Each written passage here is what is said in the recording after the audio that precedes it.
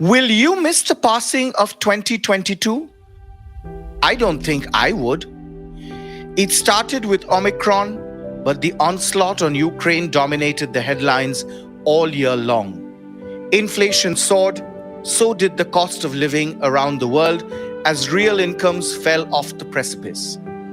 IMF says over half of the low-income countries are staring at a debt crisis. Asset prices kept falling, but volatility in private and public market valuations went through the roof. As far as the global situation is concerned, there's been a rise in cases in China, in South of Korea, also some parts of US and Europe, and India is not taking any chances. Today, the Federal Reserve raising interest rates by 0.5%, a slower pace than previous months, and its 7th rate hike of the year. The Indian markets opened on a downward spiral. A lot of eerie words are being thrown around, like Monday mayhem, bloodbath on the Lal Street. Paytm debuted on the stock markets on Thursday and shares plunged 27% at the Bombay Stock Exchange. China and US decoupled as we bid goodbye to globalization. Regional blocs propped up and politicos looked inwards. Climate talks tethered, failing to bend the curve of greenhouse gas emissions. Fortunately, we had Messi for redemption. Argentina, champions of the world! At the morning brief, we had you covered. Our team deep dived into all that made news and went beyond, catching trends and trailblazers. From macro jitters to moonlighting and MNC exodus from India to the madness of mock meat. From tech valuations to tea exports, 5G to Dharavi, Batti Gul to Battleground IPL. We were the smartest set in audio journalism. It's Friday, December 23rd. You're listening to 2022, the year in review on the Morning Brief. From the Economic Times, I am Arijit Barman. But it's not just me. For this one, it's the full team of TMB. This is your host, Anupriya. This is Diya Rekhi from the Economic Times. Mugdha Warrior from ET Prime. This is Kalpana Pathak from the Economic Times. This is Ratna Bhushan from the Economic Times. This is Anirban Chaudhary from the Economic Times. From the Economic Times, this is Kiran Somvanshi, only on the Morning Brief. As we stepped into 2022, the celebrations were muted and wishes for good health is all one needed, with the curse of COVID still looming large. The COVID-19 pandemic has dominated the healthcare narrative globally since 2020, and this year has not been drastically different. In fact, we are even ending the year with concerns around the spread of the virus again. 2022 began with Omicron, the new COVID variant, and TMB probed into its severity and India's readiness to face it. While Omicron causes less severe disease than other variants, it's due to an evolutionary mistake made by the virus, and the virus itself isn't getting any milder. The pandemic with its lockdowns and scares prompted us to re-look at our health, and most of us did the easiest thing, turning to pills. This soon emerged into a paracetamol pandemic in the country, the way we highlighted in this episode. For the last 2 years, there is a strip of paracetamol on my bedside table, in my bag, and in my medicine box to help me fight the feverish signs of COVID, weather change, headache, menstrual cramps, and many other issues. With the start of the Russia-Ukraine conflict, the plight of the Indian medical students stranded in Ukraine became the timely subject of my colleague Diya's episode. We're looking at what led to students like Jyoti being stuck in a far-flung, politically unstable country like Ukraine to begin with, and what that reveals about the state of medical education here in India. When the COVID pandemic completed 2 years of its onset in India, we at TMB deep dived into how best to break the chain and emerge from it. And as we emerged, the excesses became obvious. Overcharging by hospitals was one such thing. It was not just hospitals, even medicines came under our scanner. When diabetes drug sitagliptin went off patent in India, country with the highest number of diabetes patients, I hosted an episode to find out what it means for the patients and the pharma industry. We also probed into the issue of the popular paracetamol brand Dolo being pushed through paid promotions to doctors and chemists. Corruption does exist, it cannot be denied.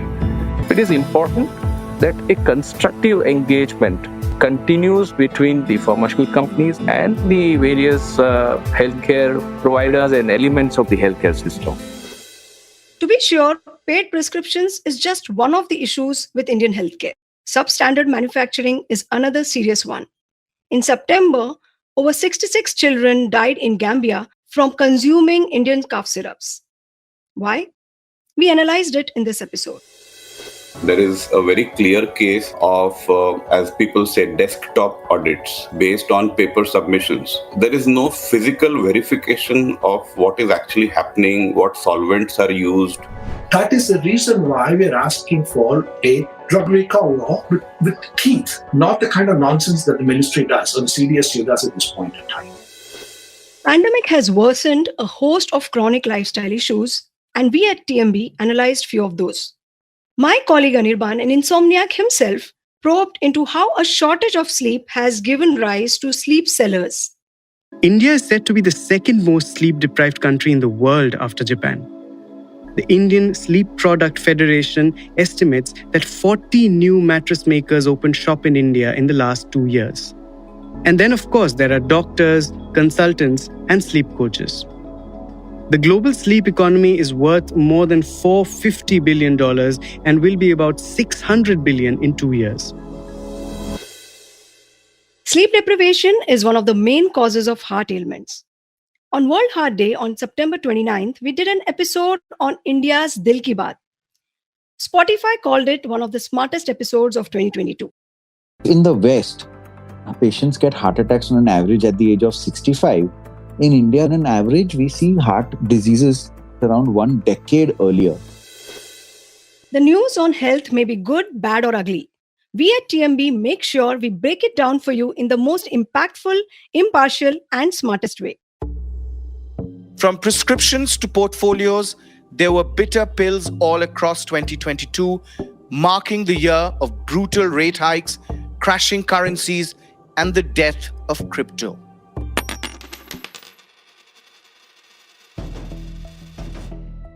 The year started with the Fed reminding everyone of their New Year resolution, a tight monetary policy, and the end of the easy money era. Despite a war in March, it did not deter the world's most powerful central banker, as the Fed soon became the Pied Piper of rate hikes, and central bankers identified and battled a common enemy. The current picture is plain to see. The labor market is extremely tight, and inflation is much too high. We expect inflation to remain undesirably high for some time. There is the collateral risk that inflation remains elevated at these levels for too long. The call of duty was clear. It was an inflation war zone, and markets were in the front line of the attack. The FOMC raised its policy interest rate by 0.75 percentage point, and we anticipate that ongoing increases will be appropriate. Now, the British pound has fallen to its lowest level ever against the US dollar. Our top story this evening, the rupee is at a record low. $1 will now cost more than 83 rupees as of today. The financial markets closed out this week with yet another head-spinning day, with one of the main indexes, the S&P 500, plunging for almost 3 hours into bear market territory. The US markets are down nearly 20% this year, with tech taking the hardest knock. The Nasdaq is down over 30% for the year, and the tech titans from Elon Musk to Mark Zuckerberg to the OG Bill Gates have collectively lost over $500 billion in wealth as the COVID-induced tech tsunami slowed and recession reality set in. Reality also set in for crypto craze. Ironically, the decentralized instrument was worst hit by the central bank action. It's hugely disappointing for investors, or more so devastating for investors. It was definitely a surprise and a shock. It signals a terrible thing about the industry. The collapse of FTX shook crypto to its core. From a free fall to fraud, 2022 wrote the obituary for the crypto market. But it was not all gloom and doom. The Indian markets have outperformed, and spirits into the new year remain high with a side of caution. The key watch will have to be over the next year, as liquidity tightens and as global rates go up, that there is no financial accident in a pocket that we haven't thought about. But as valuation guru Ashwath Damodaran told my colleague Anirban as early as March on an episode of TMB, investors needed to be mindful of the too good to be true stories, stocks and themes. So some people are telling stories that I think are fairy tales. In fact, the biggest fairy tales I hear are macro stories. Macro stories are not grounded in reality. What I mean by macro story is when I ask you, why should I buy Paytm? You tell me how big India is as a country. That's not a story about a company valuation. It's part of a story. It's the beginning of a story, but it's not the end of the story. So I think what we need are more complete stories.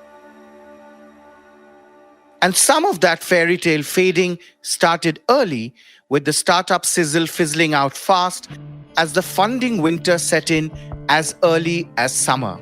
ATM पर 100 रुपए प्राप्त हुए. If 2021 was an easy money party for startups, 2022 was like a bad hangover. While unicorns became oxymoronically ubiquitous and startup valuations jumped within just a matter of months through the course of last year, this year, that valuation bubble has burst. Here's what Razorpay CEO Harshil Mathur had to say. That's why almost every company is being told to be a little more worried about their fundraising plan and how they spent their money. In fact, at the ET Startup Awards last month, Flipkart CEO Kalyan Krishnamurthy issued a veritable advisory note. This is going to be a tough next year. I think a lot of people probably hit the market, is my estimate, maybe between April to June next year. Next 12 to 18 months is where we'll see a lot of turmoil, volatility, and I think after that things will be much better.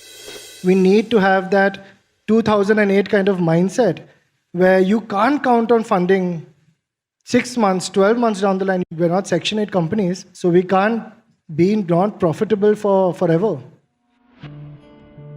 The total amount of $24 billion invested this year was significantly below the $35 billion that startups raised last year. And investors like SoftBank and Tiger Global, who were hit by massive losses this year, slowed down considerably. And leaving alone the enterprise software sector, all other sectors saw a fall in deals, with funding in sectors such as e-commerce and edtech halving in 2022. Then there was the tryst with the public markets. New age listed companies such as Paytm and Zomato saw their stock price nosedive this year, eroding wealth of thousands of investors. And if 2021 saw startups queuing up for the public markets, this year many of them were spooked by the bearish markets and changed their minds. One such company was PharmEasy, which withdrew its plans for a 6,250 crore rupees IPO. In fact, CEO Siddharth Shah himself told us he was bad at timing the market. On a lighter note, I have proven that my timing of the market is very bad. So I never want to comment on the timing of the market. Kab acha hoga, kab bura hoga. It was also a terrible time to be an employee at these startups, as many of these companies downsized their staff after a year of reckless hiring in 2021.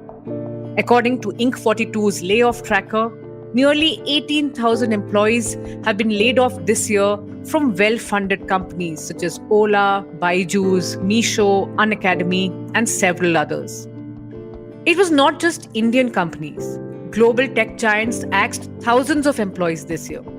Reports suggest that the layoffs this year have surpassed the numbers seen during the Great Recession of 2008-2009.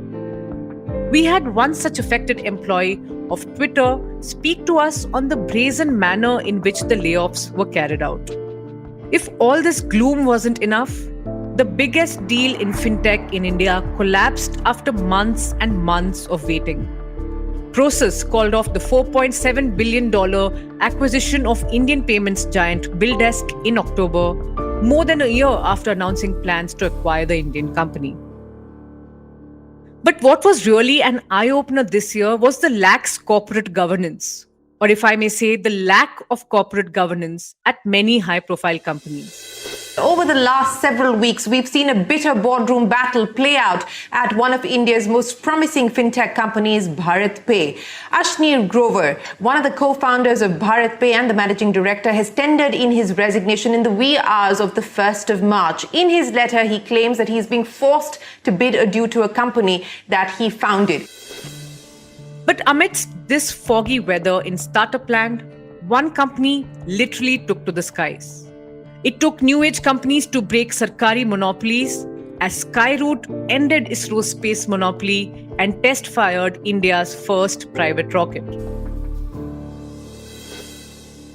It's a big step for Skyroot and a giant leap for India's private sector to break into one of the last bastions that the government had a monopoly on, the space sector.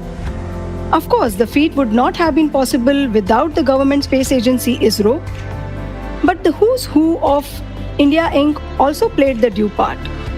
Right from Mukesh Bansal of Flipkart fame to the founders of Greenco, to Lakshmi and Aditya Mittal family office, to industry veteran Pawan Goenka, who is at the helm of InSpace, the government space regulator.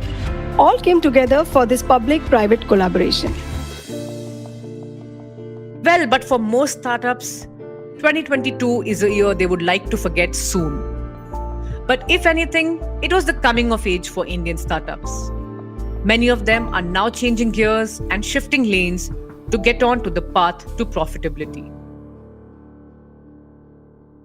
So even though startups look shaky, good old India Inc. showed resilience.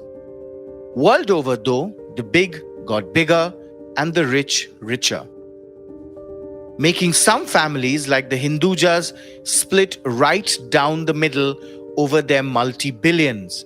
And Infosys raked up a succession debate while the poster boy of Silicon Valley stopped masking about his love for the Twitterati. Sorry about that bad pun. Only to be told by users they want him to step down as CEO, or as he puts it, the company's chief twit. Elon Musk has finally completed his $44 billion deal to take over Twitter late Thursday. Elon Musk says he will step down as the chief executive of Twitter after finding a replacement. In India, while some MNCs like Holcim and Metro were packing their bags and exiting much like our HNIs, it opened up a Pandora's box for players like Adani and Reliance to shop till they dropped, and then repeat for some more. At home, they were mostly successful, but cross-border, even as the quest to own marquee brands saw several pursuits, global factors played spoilsport.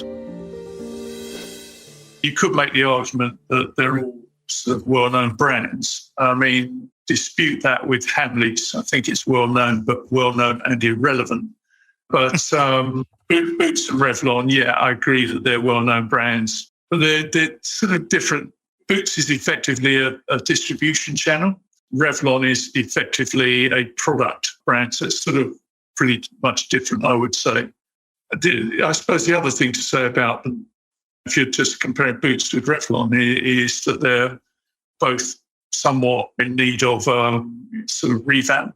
So maybe that Reliance, well, I guess that the point is that prices reflect that need, and so they may not feel that they're betting the ranch. For Adani, though, it was a relentless march, right from cement to media, ports, green energy and data centers to slum redevelopment. They marched on, trampling rivals along the way. There are enough business houses who are hungry to take a foothold into a very lucrative Indian cement industry. And this is a once-in-a-lifetime kind of chance for them. So the noises that you're hearing in media about Adani or JSW, all make sense. it will take more than a lifetime to build this kind of business. So to pay a little bit of premium to get into it makes sense. Now, after multiple delays over the last 15 years, one of Asia's largest slum clusters is set for a facelift. The Adani Group has won the rights to redevelop Dharavi with a 5,067 crore rupee bid. The Maharashtra government aims to finish the project. This 5,000 crore is what Adani has bid. But the entire project will be around 20,000 crore because they'll also be raising funds. We may see Adani become a master planner and may bring in other developers also to develop smaller parts. So he may say a 10-acre plot or maybe a 50-acre plot is being carved out and let's do it through a JV. It got spicier too, as after retail and telecom, Reliance forayed into financial services to take on a Bajaj Finance, and Adani dialed 5G, thereby drawing new battle lines in telecom and tech services. My first honest to God reaction, if you were to ask me, was like, man, this is a blessing for telecom. So Adani comes along and makes this announcement that he's keen to, participate in the auction, and that he backs it up by saying that he's going to do, private networks. So I realized that there was obviously some method in the buzz that was happening in the last couple of months.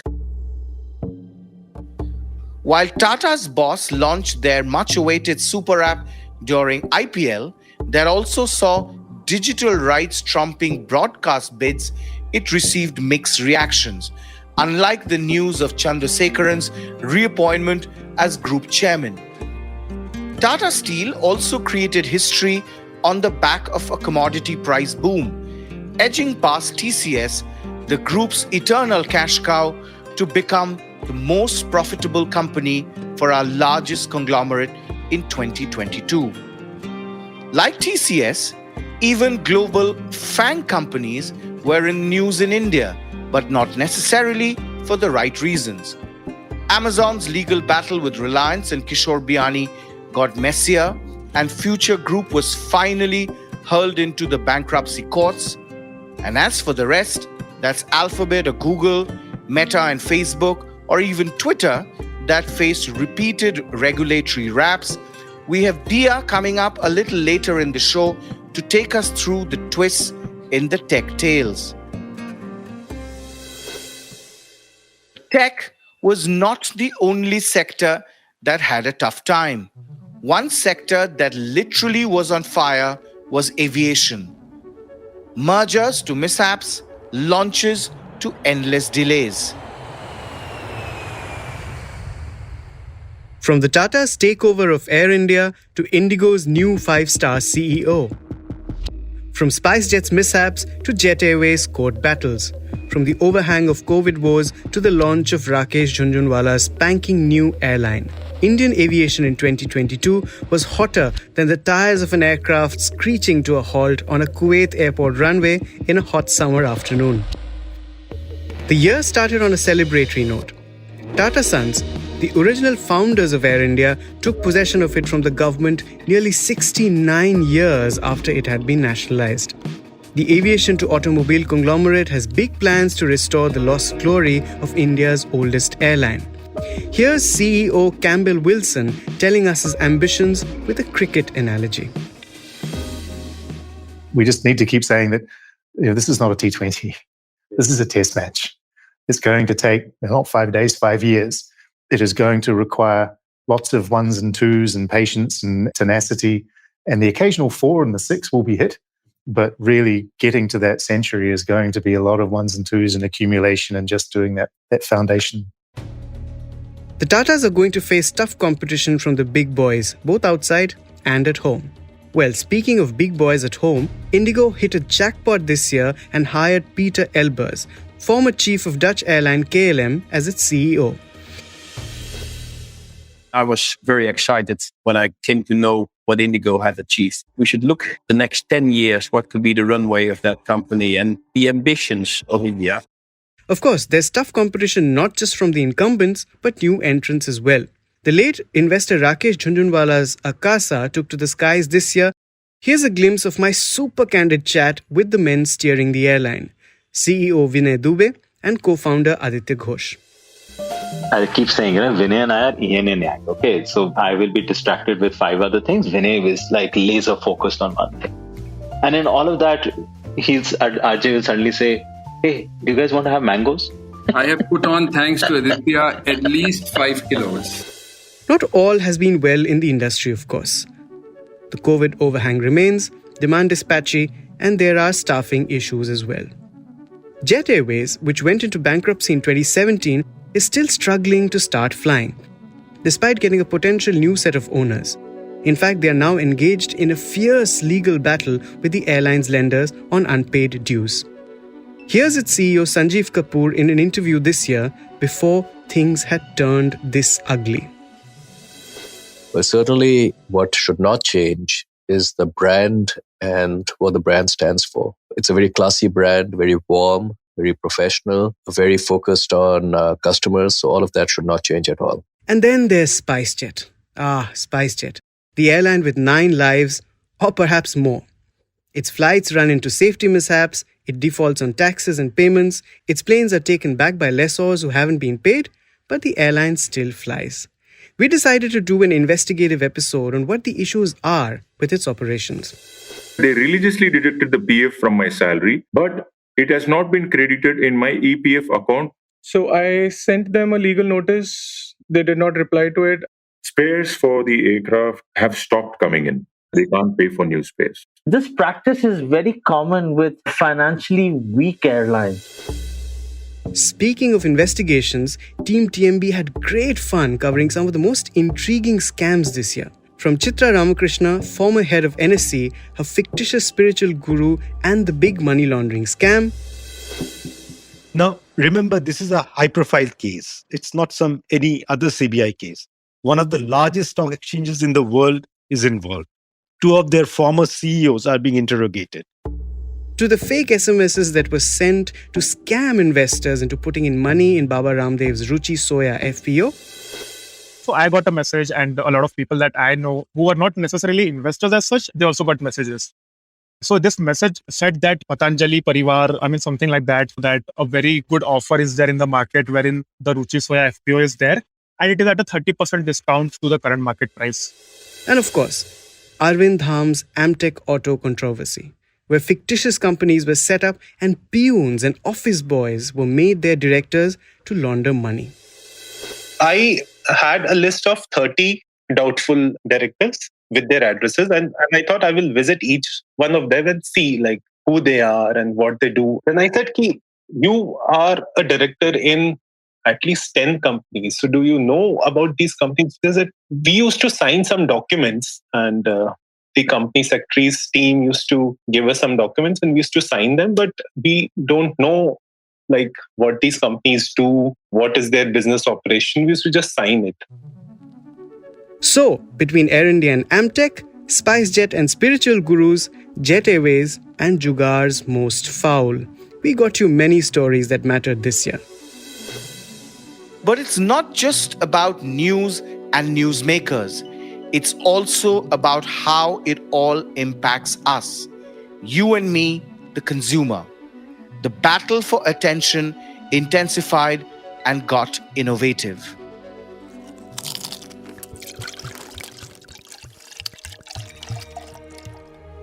The year you and I took center stage. From the way we work, to all-time high inflation we dealt with, to the way we are influenced by unverified reviews and star ratings on e-commerce websites. And of course, those inflated service charges at the restaurant we didn't even realize we've been paying. Our workplaces changed dramatically as we returned to work post-pandemic, from moonlighting to hybrid to compulsory cooling off to wellness leave, as companies scrambled to keep a check on steep attrition and demand for flexibility. Swiggy, which kicked off the moonlighting debate, told us all about the rationale. So I would say moonlighting is probably a mix of a healthy portion of intuition, because this is the fear, the way we felt that the workplace will evolve and people with skill will have opportunities to do side gigs or what they call the side hustle. And why not normalize it is something that, was coming to our heads. So it really came from a simple question of, instead of asking why for everything that we do, start asking why not. The year also put the spotlight on consumers as the government, under the Central Consumer Protection Authority or the CCPA, tightened the noose around misleading ad claims, enforced curbs on surrogate advertising for liquor and tobacco, and put in place mechanisms to weed out fake reviews or unverified star ratings on hotels and online stores. I think this is the right time for such interventions. I have written to all the industry bodies and don't indulge into surrogate advertising. Don't advertise liquor in the garb of soda water. We will be issuing the do's and don'ts for social influencers as to what they have to declare, what they can do, what they can't do. During the movie, there were like 20 products which were being very subtly advertised within the movie. So, this is a new challenge for us. We will have to be on our toes. And as George Bernard Shaw said, thief is the artist, policeman is just the critic. So we have to keep watching for it. And also the big debate around service charge. The year also saw corporates making a beeline for consumers. Two corporate biggies, Asian Paints and JSW Paints, mired in judicial tangles right on the eve of Diwali as paints became a messy business. And the year ended on a tangy note with one of India's many bhujia barons, Bikaji, making a successful journey from its roots in Bikaner to the Bombay Stock Exchange. Making a better tomorrow for you and me, the power of zero was in focus in 2022. From net zero to the various shades of green, fueled the debate across global policy corridors.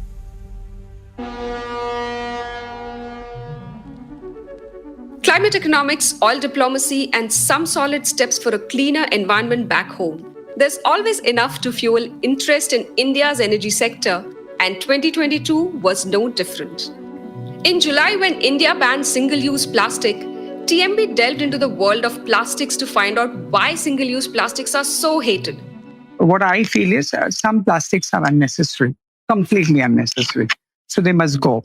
But to draw up the larger picture, does every plastic which troubles on Mother Nature must be banned? My answer is strictly no. In August, the government finally brought in some rules to change the ailing power distribution sector in the country. I see that the Electricity Amendment Bill really provides legal framework to make the power sector financially viable and sustainable, foster investments, encourage growth in renewables, and above all, give consumers the choice of the distribution company from which they can purchase electricity. Electric vehicles or EVs are getting big in India, despite accidents, fires, supply chain, and infrastructure problems. India's biggest automakers, led by Tata Motors, are pouring in top dollar into green forms of transportation, two-wheelers, cars, and buses. In the next few years, we hopefully will see a lot of cars with green number plates on the road.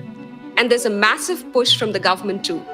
The Russia-Ukraine war that began in Feb left nations scrambling for energy.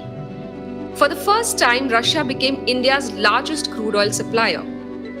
India was widely criticized for this choice, but it fought boldly. We are buying from Russia not because of any animosity or any lack of sympathy for Ukraine. It has nothing to do with Ukraine. It has everything to do with us and our national interest. At the COP27, India held the developing nations accountable. From calling for a phase down of all fossil fuels and not just coal, to pushing for a better definition and tracking of climate finance, India placed the onus on developed nations on navigating the climate crisis. If India thinks that it wants to be a messiah for the developing world, I think it should drop that idea of being a messiah for anybody. But what it should do is show leadership. From COP27 to ChatGPT, the morning brief over the year has explored and explained all.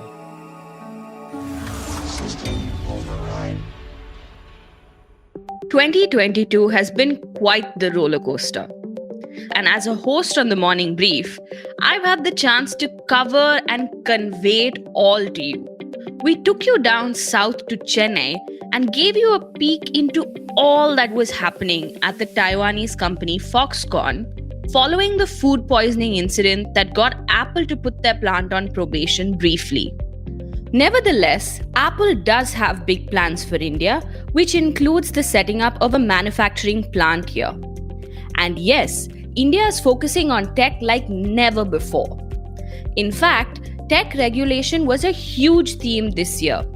Be it the IT rules, the government coming down heavily on VPN providers, the data protection bill, or even the Competition Commission of India taking on search giant Google. It's a great verdict because it protects the Indian entrepreneurs from digital colonization. From Google to another tech giant, Twitter, and its new lord and master, Elon Musk. Musk's takeover of Twitter and the layoffs thereafter is the stuff of every dark legend. Indian employees were impacted too. Here's one of them who spoke to us. We received an email globally that was sent out to the entire team. And then I received an email on my personal email ID later on in the day that you might be impacted, and I lost access to all my systems. So that was that. Experts we spoke to said the Tesla chief is going to find that the Twitter takeover is going to be his undoing, as dealing with humans is far more complex than building cars and rockets. And now that he's threatening to step down, be sure to have us do a follow-up episode on how we told you so. As the year drew to a close, we also had the momentous ChatGPT come into existence, and we decided to give you a complete lowdown on everything that makes this technology different and why this could very well mark the beginning of a whole new era of AI. Yes, I've been experimenting quite a bit with ChatGPT, and I will admit that I was shocked.